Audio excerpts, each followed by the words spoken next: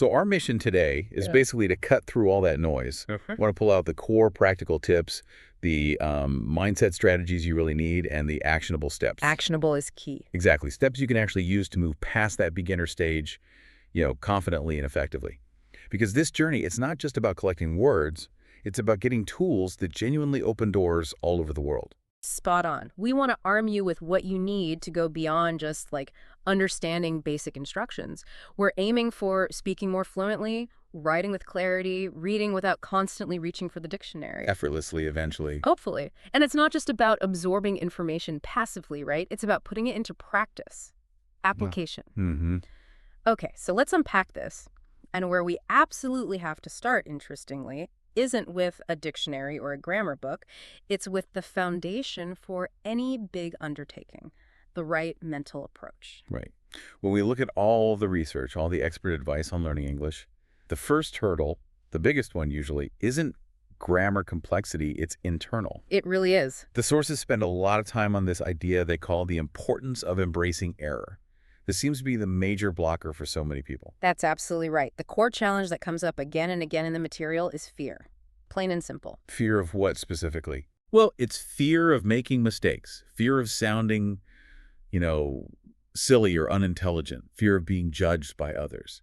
And that fear, it just stops people from speaking at all. And if you don't speak, Can't improve. You just can't get the feedback loop going. it makes sense. That social pressure, it kind of creates a vicious cycle, doesn't it? You're afraid to make a mistake, so you stay quiet, which guarantees you never learn from the mistake. Exactly. It's a self-fulfilling prophecy. So how do we break that? How do we fundamentally change our relationship with making errors?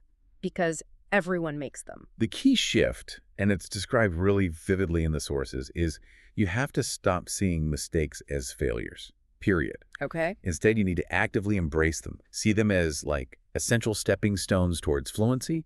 The sources actually urge learners to shift their goal Shift from what to what? from a performance goal, which is I must sound perfect right now, to a learning goal, which is more like I need to figure out how this language actually works.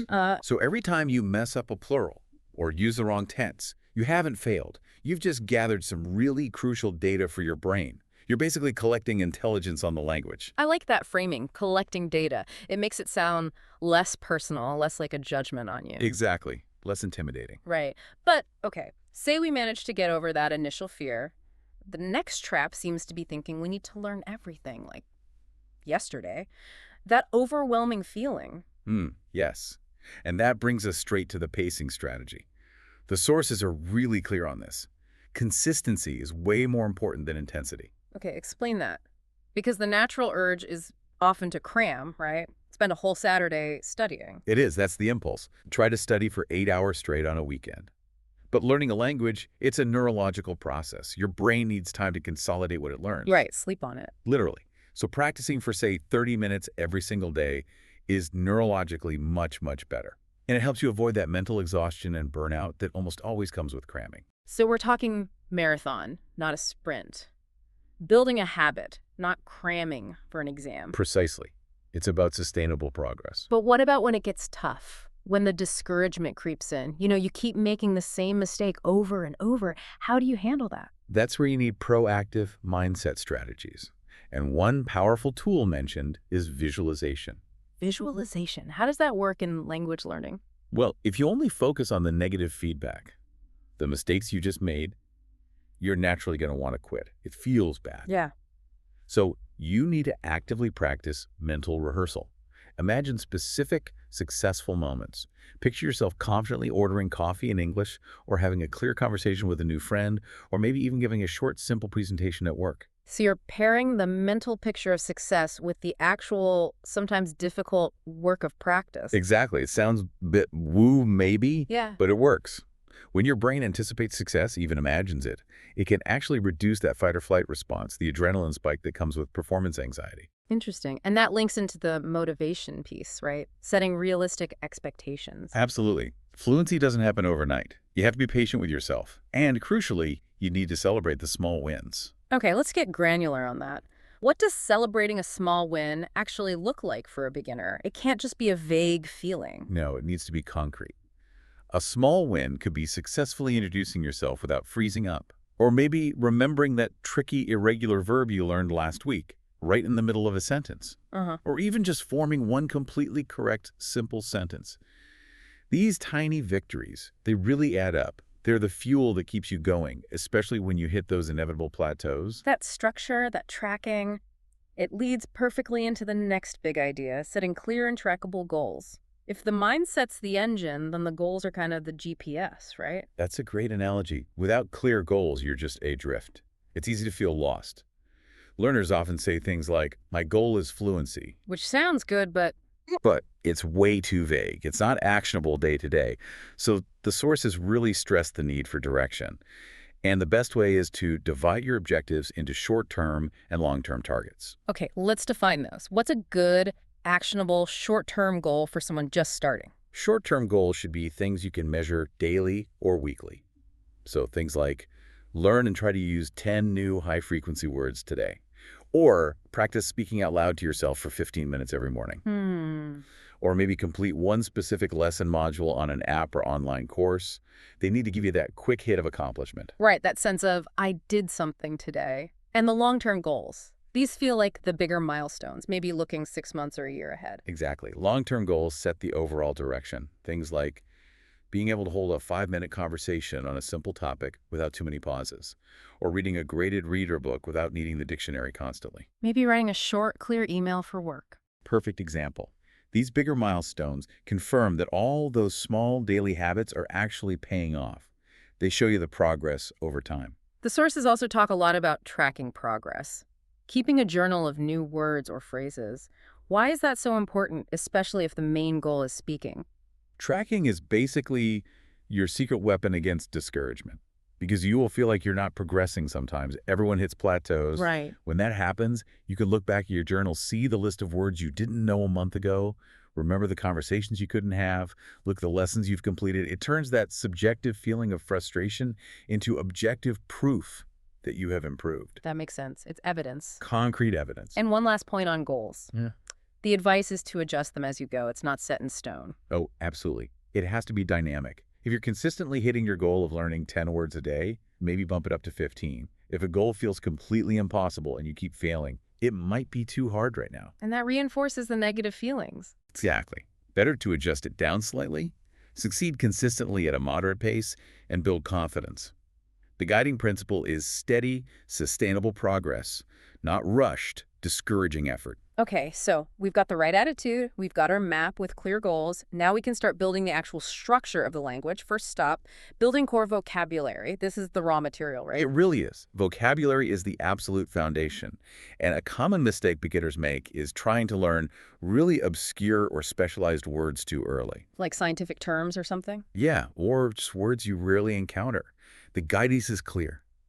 Prioritize high-frequency words and phrases. We're talking about the 2,000 or maybe 3,000 words that make up the vast majority of everyday conversation. To practical stuff. Utility first. You need hello, thank you, please. I need where is, and those really common verbs that glue sentences together. Go, come, get, make, take, not see. The workhorses of the language. But memorizing words is notoriously hard. We've all stared at a list and then, poof, it's gone an hour later.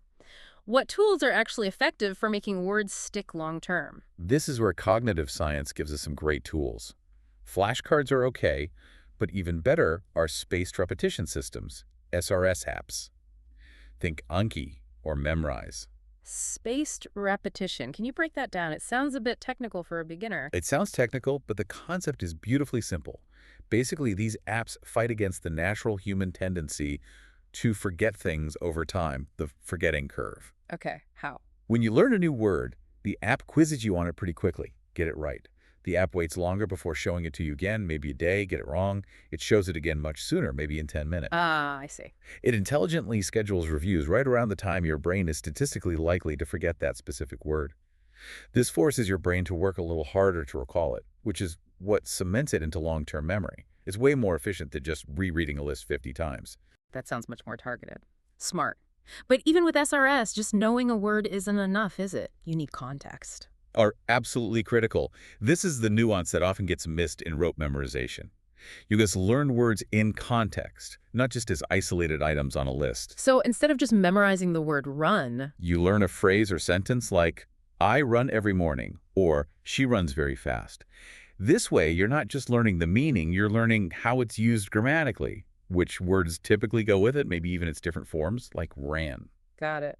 So context provides both meaning and usage patterns. Exactly. It gives the word its function, its life. Hmm. And another tip for boosting retention is to group vocabulary thematically. Like all the food words together, all the travel words? Precisely. Greetings, food, travel, work words, hobbies, ways to describe emotions. Mhm. Your brain loves making connections, and organizing words into related themes helps create those mental links, making everything stickier and easier to recall. Okay, that makes sense. Now let's pivot from the words themselves to how they fit together. The next point is functional grammar over rules, which sounds like music to the ears of anyone who dreads complex grammar tables. It's a huge relief for most beginners. The focus should be practical communication, not becoming a linguistics expert overnight. Forget trying to memorize every single obscure grammar rule. So what should we focus on in terms of grammar at the start? Just the functional basics. How to form simple positive sentences. How to ask basic questions. What is this? Where is the station?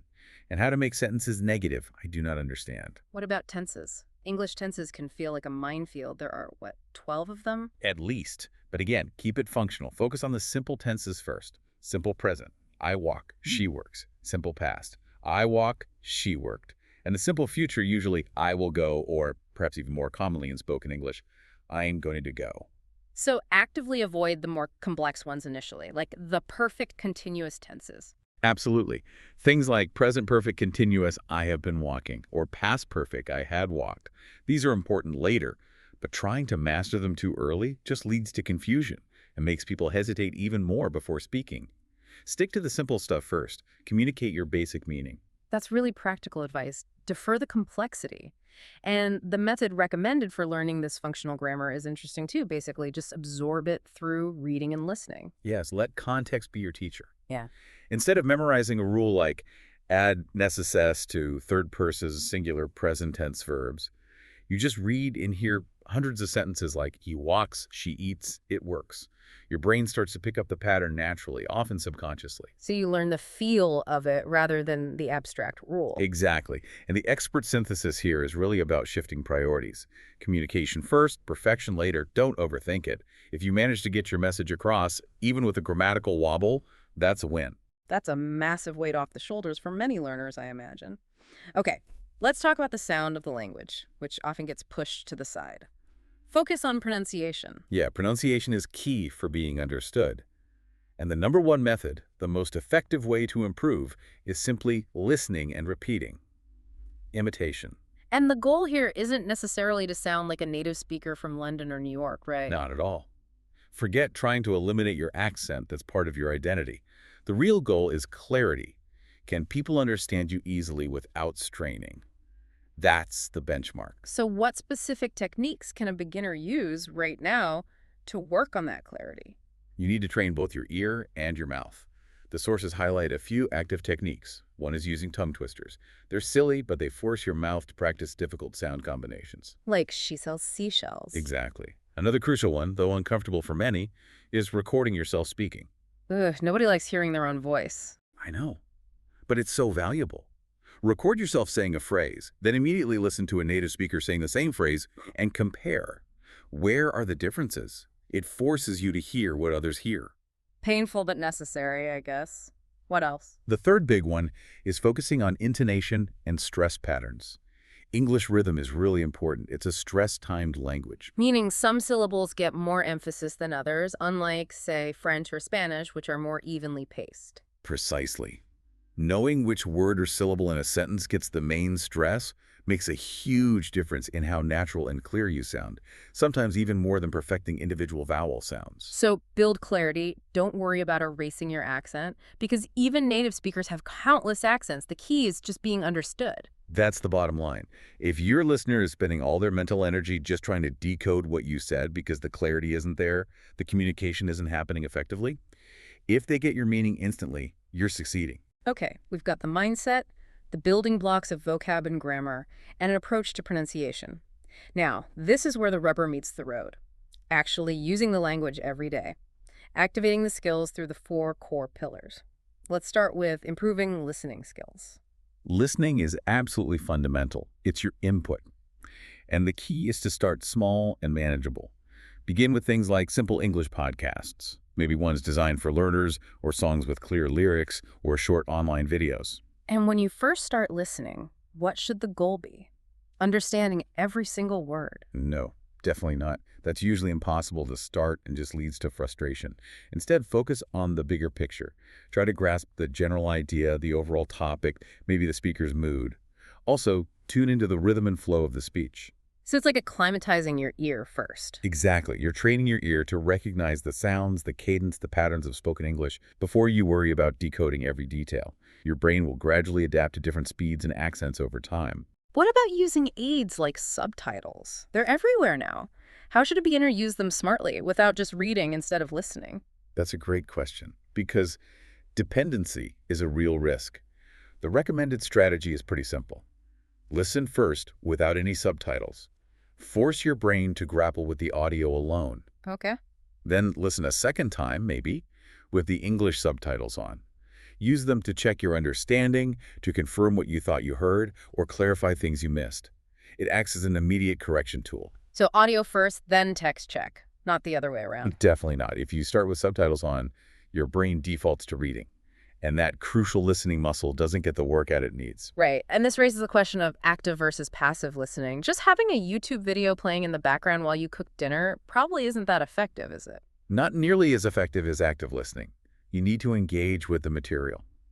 The sources suggest specific exercises to make it active. Well, after listening to a short segment, maybe 30 seconds or a minute, you could try repeating some of the key sentences out loud, shattering them. Or you could pause the audio and try to summarize what was just said in one simple English sentence. Or answer questions about it. Exactly. If it's a dialogue or story, ask yourself basic comprehension questions. Who was talking? What did they want? What happened next? This active processing makes the information stick and builds comprehension much faster than just letting the sound wash over you. And that active listening, that better comprehension, it builds confidence for the next skill, which is often the most intimidating one. Practice speaking daily, the fastest way to improve. It really is the fastest way, because speaking forces you to pull everything together, vocabulary, grammar, pronunciation, and produce output in real time. It's demanding, but the payoff is huge. But that fear factor is massive. How do you overcome that initial hurdle, that paralysis? You start in the absolute lowest stakes environment possible, talking to yourself. Self-talk. It sounds a bit strange, maybe, talking to yourself in English while you're making breakfast. How does that actually help reduce hesitation later? It does a couple of crucial things. First, it starts training your brain to think directly in English, rather than constantly translating from your native language. Cutting out the middleman. Exactly. Instead of thinking, necesito café, translating it to, I need coffee, and then saying it, you just start thinking, I need coffee. It builds that direct pathway. Okay. So narrate your day. Okay, I'm pouring coffee now. It's hot. I need to get dressed. What should I wear? It makes the language feel less foreign, more like your own internal voice. And once you're comfortable with self-talk, what's the next step up in training before you have to talk to another actual human? That would be the shadowing technique we touched on with listening. But here you're using it specifically for speaking practice. So listen to a short clip of a native speaker. Yeah, just a sentence or two. Pause it. And then immediately try to imitate their pronunciation, their rhythm, their intonation, exactly as they said it, like you're their echo. Mimicking the music of the language almost. Precisely. Start with very short chunks, maybe 5-10 seconds. Focus more on matching the stress and melody than understanding every nuance of meaning at this stage. Okay. Then after self-talk and shadowing, you move towards more practical application. Right. The sources suggest role-playing common, real-life scenarios by yourself. Pretend you're ordering food in a restaurant, asking for directions on the street, introducing yourself at a party. You're rehearsing the lines. Exactly. It makes the actual real-life situation feel less like a terrifying improvisation and more like a performance you practice for. It lowers the anxiety significantly. And when you do start practicing with others, a tutor, a language exchange partner, even an AI chatbot, why is recording your own voice sometimes recommended? We already established people hate it. Yes. But it's about objective feedback.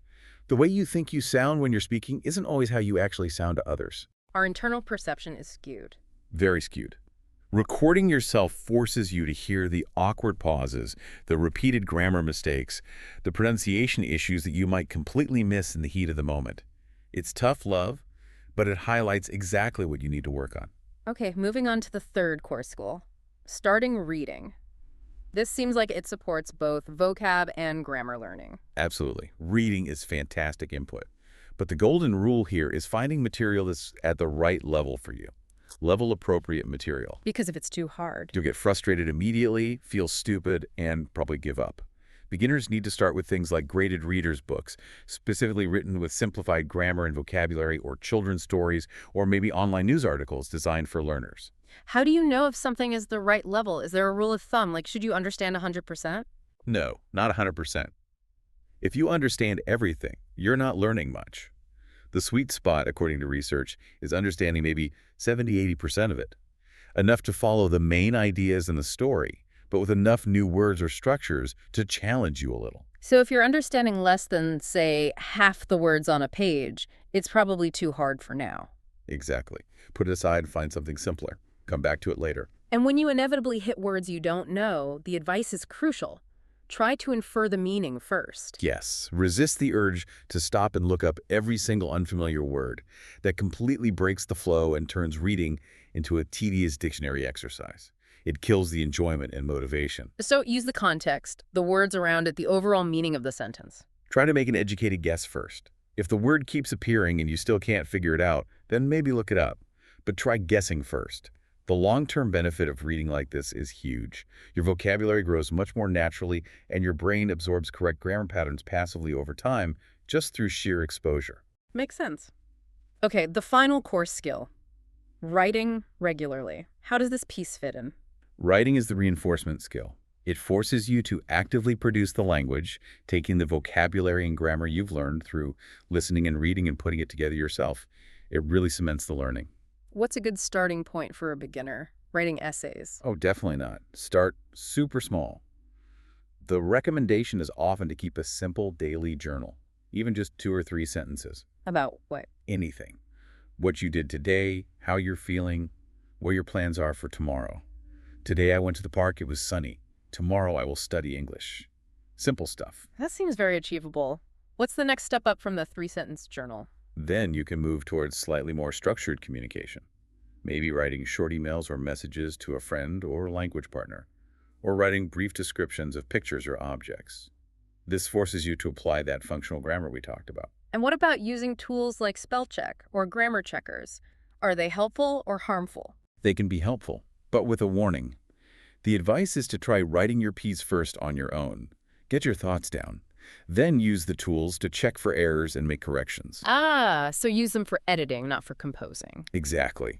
If you rely on the tool to suggest the words and fix your sentences while you're writing, you're not really exercising your own language skills. You're letting the software do the work. Right. So the outcome of writing regularly is better sentence structure, stronger memory for words, and just more confidence in actually using the language actively. Precisely. It ties everything together. Okay, so we've built the internal practice loops for listening, speaking, reading, writing.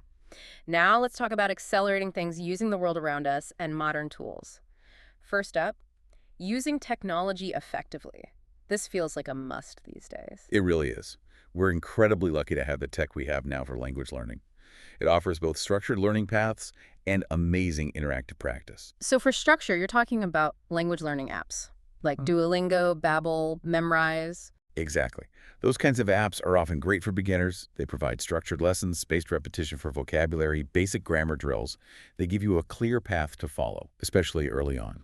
But the really exciting development seems to be in AI, especially for speaking practice. How can beginners leverage things like AI chatbots? AI chatbots are a potential game changer, mainly because they remove the fear factor. How so? Well, the biggest barrier to speaking practice is often fear of judgment, fear of embarrassment in front of another person. An AI chatbot is completely non-judgmental. You can practice ordering coffee 50 times, make tons of mistakes, and it doesn't care. Huh. They're available 24/7. They can often give you instant feedback on your grammar or pronunciation, and they force you to respond in something close to real time. They have a fantastic low-stress sandbox for building that initial speaking confidence before you talk to real people. So technology can fill the gaps when a human partner isn't available or when you're just not feeling brave enough yet. But there was a warning in the sources about integration, wasn't there? Yes, a crucial one. Technology is an amazing tool, Hmm. but it shouldn't be your entire learning ecosystem. You absolutely need to use these apps for practice, drills, convenience, but you must combine that with real-world application, Meaning? meaning you still need to read actual articles or books, listen to podcasts or music made for native speakers, and eventually have conversations with actual human beings. If all your English practice only ever happens inside the app, the knowledge tends to stay isolated there. It doesn't transfer as effectively to real-life situations. Right. Technology supports the real-world practice. It doesn't replace it. That's the balance you need. And that focus on real-world integration leads perfectly to the next strategy. Immerse yourself in English. This sounds like the fastest way to make progress, even if you can't travel. Immersion is incredibly powerful. It's about surrounding yourself with the language as much as possible, basically turning your daily environment into an English learning zone. Even if you don't live in an English-speaking country. Especially if you don't. You have to consciously create that immersion. Okay, so what are some specific, practical, maybe even free ways a beginner can start immersing themselves today? Simple things first. Change the language settings on your phone, your computer, your social media accounts to English. That's instant, constant exposure. Okay, easy enough. Watch movies or TV shows you already know well in your own language, but this time watch them with English audio, maybe English subtitles at first if you need them. Listen to English music, pay attention to the lyrics. Find websites or blogs about your hobbies, cooking, gaming, gardening, whatever, but read them in English. So integrate it into things you already enjoy. Exactly. That makes it sustainable. And maybe the most profound step is to actively try to think in English. How do you even start doing that? Start small. Narrate your actions to yourself internally in English, like we discussed with self-talk. I'm walking to the kitchen. I need to get some water. Look around your room and label objects in your mind in English. Desk, chair, window, lamp. Like putting virtual sticky notes on everything? Kind of. You can even use real sticky notes. Label things in your house. It creates this constant low-level interaction with the language throughout your day. The cumulative effect of all these small daily exposures is massive over time. It really speeds things up. But we have to be realistic. This whole process, learning a language, it's a long haul. It takes time and effort. So our final point addresses that long-term challenge. Staying motivated and overcoming plateaus. This is so critical. Yeah. Because learning isn't a straight line upwards. Progress often feels slow, and there will be times plateaus where you feel like you're working hard but not getting any better. And that's usually when people quit. It is. So the absolute key here is persistence. You have to find ways to keep going even when it feels tough. What are the strategies for pushing through those motivational slumps? First, remember that tracking mechanism we talked about. Use it. When you feel stuck, look back at your journal, at the lessons you've completed, the words you now know. Remind yourself how far you've actually come. Get some perspective. Yeah, exactly. Second, reward yourself for reaching milestones, even small ones. Finish a chapter in your graded reader. Treat yourself to something nice. Had your first short conversation. Celebrate that win. Third, and this is huge, constantly reconnect with your why. Your personal reason for learning. Yes. Why did you start this journey? Was it for a better job? To travel more confidently? To connect with family or friends? To understand movies without subtitles? Keep that core motivation visible. Write it down. Look at it often. It's your fuel. And there was also a great tip about making the practice itself more enjoyable. Absolutely. If your daily English study feels like a boring chore, you're going to dread it and eventually stop. You need to find ways to combine learning with things you genuinely find interesting. Like we said before, read about your hobbies, watch videos on topics you love. Exactly. If you love cooking, watch English cooking shows. If you love football, read English sports websites. If you love sci-fi, find easy sci-fi stories in English. When the content is engaging, the language learning happens almost as a side effect. It stops feeling like work and starts feeling like fun. So, wrapping up this point on motivation, it's about persistence, patience, tracking your wins, remember your why, and making it enjoyable. Consistency trumps speed. That's the perfect summary. It's okay to slow down sometimes. It's okay to have bad days, but the key is not to stop completely. Just keep showing up. Hashtag tag, tag, tag, outro. So if we try to synthesize this whole deep dive, getting started with English really comes down to a few key things. First, fundamentally changing your attitude towards mistakes.